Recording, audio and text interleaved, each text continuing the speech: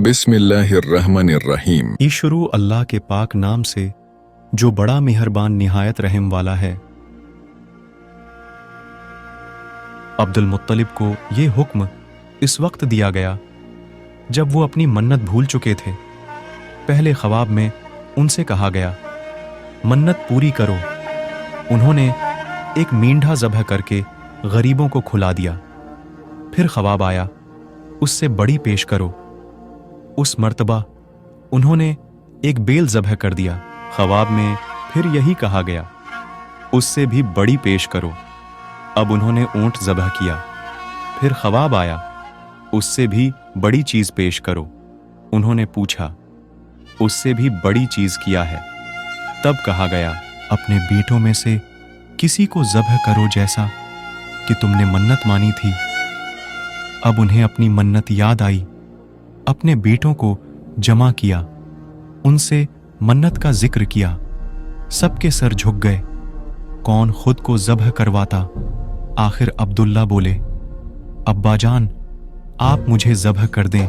ये सबसे छोटे थे, सबसे खूबसूरत थे, सबसे ज्यादा मोहब्बत भी अब्दुल मुत्तलिब को उन्हें से थी। लिहाजा उन्होंने कुरहा अंदाजी करने का इरादा किया। तमाम बेटों के नाम लिखकर कुरहा डाला गया। अब्दुल्ला का नाम निकला। अब उन्होंने चुहरी ली, अब्दुल्ला को बाजों से पकड़ा और उन्हें ज़बह करने के लिए नीचे लटा दिया। जो नहीं बाप ने बेटे को लटाया, अब्बास से ज़ब्त ना हो सका, फौरन आगे बढ़े और भाई को खींच लिया।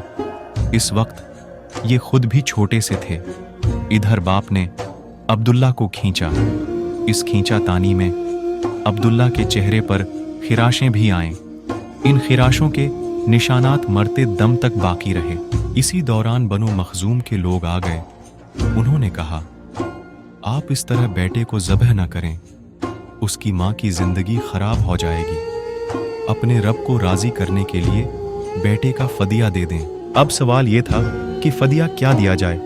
उसकी तरकीब ये बताई गई कि कागज के एक कागज पर 10 ऊंट लिखे जाएं, दूसरे पर अब्दुल्ला का नाम लिखा जाए। अगर 10 ऊंट वाली पर्ची निकले तो 10 ऊंट कुर्बान कर दिए जाएं। अगर अब्दुल्ला वाली पर्ची निकले तो 10 ऊंट का इजाफा कर दिया जाए। फिर 20 ऊंट वाली पर्ची और अब्दुल्ला वाली पर्ची डाली जाए। अब अगर 20 ऊंट वाली पर्ची निकले तो 20 ऊंट कुर्बान कर दिए जाएं, वरना 10 ऊंट और बढ़ा दिए जाएं।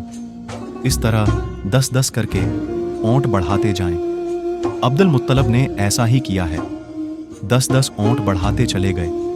हर बार अब्दुल्ला का नाम निकलता चला गया, यहाँ तक ऊंटों की तादाद 100 तक पहुँच गई।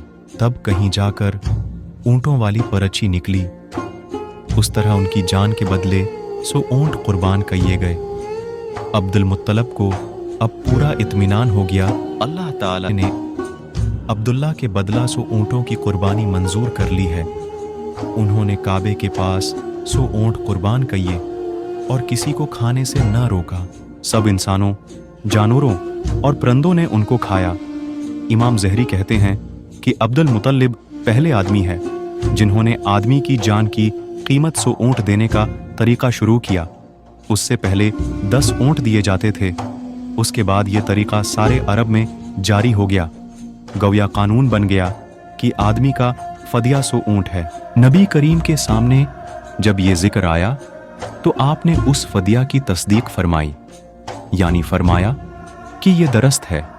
और इसी बुनियाद पर नबी करीम फरमाते हैं, मैं 2 ज़बी हूँ, यानी हज़रत इस्माइल अलैहिस्सलाम और हज़रत अब्दुल्ला की औलाद हूँ।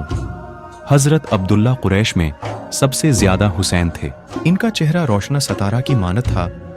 कुरैश की बहुत सी लड़कियां इनसे शादी करना चाहती थीं, मगर हज़रत अब्दुल्ला की हज़रत आमना से शादी हुए। हज़रत आमना वहब बन अब्दमनाफ बन ज़हरा की बेटी थीं। शादी के वक्त हज़रत अब्दुल्ला की उम्र 18 साल थी। ये शादी के लिए अपने वालिद के साथ जा रहे थे। रास्ता में एक औरत काबा के पास बैठी नजर आई। ये औरत वर्का बन नौफल की बहन थी। वर्का बन नौफल कुरैश के एक बड़े आलम थे।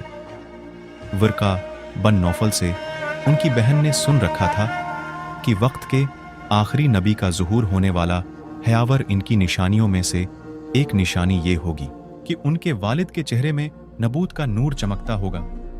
जो नहीं उसने अब्दुल्ला को देखा, फौरा उसके जहन में ये बात आई।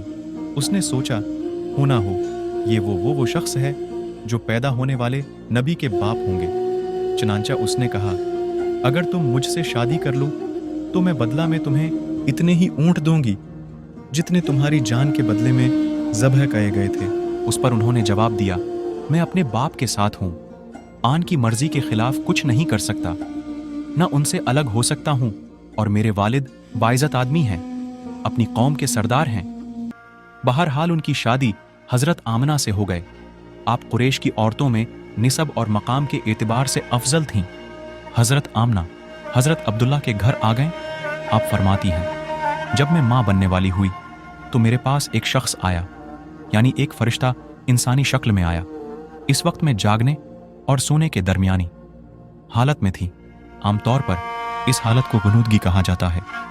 उसने मुझसे कहा तुम्हें मालूम है तुम इस इम्मत की सरदार और नबी की माँ बनने वाली हो। उसके बाद वो फिर उस वक्त आया जब नबी सल्लल्लाहु अलैहि वसल्लम पैदा होने वाले थे। उस मर्तबा उसने कहा, जब तुम्हारे यहाँ पैदाइश हो तो कहना, मैं उस बच्चे के लिए अल्लाह की पनाह चाहती हूँ हर हसद करने वाले के शर और बराई से। फिर तुम इस बच्चे का नाम मोहम्मद रखना, क्योंकि उनका नाम तौरात में अहमद है और ज़मीन और आसमान वाले उनकी तारीफ़ करते हैं, जबकि कुरान में उनका नाम मोहम्मद है और कुरान उनकी किताब है।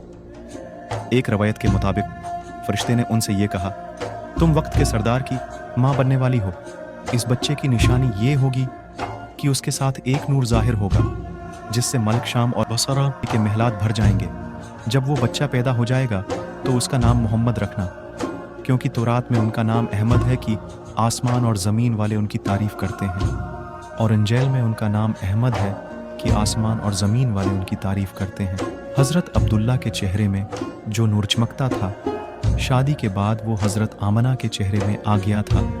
इमाम ज़हरी फरमाते हैं, हाकिम ने ये रवायत बयान की, यावरास को सही करार दिया है कि सहाबा रज़ी अल्लाह अन्हम ने हुज़ूर नबी करीम सल्लल्लाहु अलैहि वसल्लम से अर्ज़ किया, आए अल्लाह के रसूल, हमें अपने बारे में कुछ बताइए।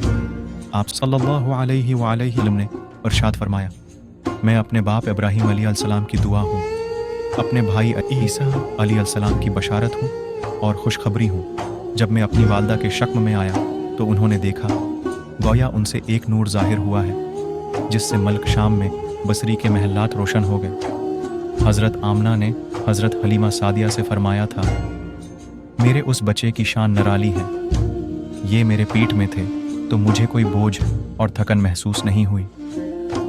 हज़रत ईसा अलैहिस्सलाम वो आखिरी पैगंबर हैं जिन्होंने आप सल्लल्लाहु अलैहि वसल्लम की आमद की खुशखबरी सुनाई है। इस बशारत का जिक्र कुरान में भी है। सूरा सफ़ में अल्लाह ताला फरमाते हैं, और उसी तरह वो वक्त भी काबिल ज़िक्र है जब कि ईसा इब्न मरियम अलैहिस्सलाम ने फरमाया कि ए बनी इसराइल, मैं तुम्हारे पास अल्लाह का भेजा हुआ आया हूँ कि मुझसे पहले जो तौरात आज की है मैं उसकी तस्दीक करने वाला हूँ, और मेरे बाद जो एक रसूल आने वाला है उनका नाम मुबारक अहमद होगा, मैं उनकी बशारत देने वाला हूँ। अब चौंका हज़रत ईसा अलैहिस्सलाम, ये बशारत सुना चुके थे, उसलिए हर दौर के लोग आप सल्लल्लाहु अलैहि वसल्लम की आमद का बेचैनी से इंतज़ार कर रहे थे। इधर आपकी पैदाइश से पहले ही हज़रत अब्दुल्ला इंतकाल कर गए। साबिक़ा कतब में आपकी नबूत की एक अलामत यह भी बताई गई है कि आपके वालिद का इंतकाल आपकी विलादत से पहले हो जाएगा। हज़रत अब्दुल्ला एक तजारती काफ़िले के साथ तजारत के लिए गए थे। इस दौरान बीमार हो गए और कमज़ोर होकर वापस लौटे। काफ़िला मदीना मनूरा से गुजरा तो हज़रत अब्दुल्ला अपनी ननिहाल यानी बनु नजार के यहाँ ठहरे। उनकी वालदा बनु नजार से थीं। एक माह तक बीमार रहे और इंतकाल कर गए। उन्हें यहीं दफन कर दिया गया। तजारती काफ़िला जब हज़रत अब्दुल्ला के बग़ैर मक्का मकरमा पहुंचा और अब्दुल मुत्तलब को पता चला कि उनके बेटे अब्दुल्ला बीमार हो गए हैं और मदीना मनूरा में अपनी ननिहाल में हैं, तो इन्हें लाने के लिए अब्दुल मुत्तलब ने अपने बेटे ज़ुबैर को भेजा। जब ये वहां पहुंचे तो अब्दुल्ला का इंतकाल हो चुका था। مطلب یہ کہ آپ صلی اللہ علیہ وآلہ وسلم اس دنیا میں اپنے والد کی وفات کے چند ماہ بعد تشریف لائے۔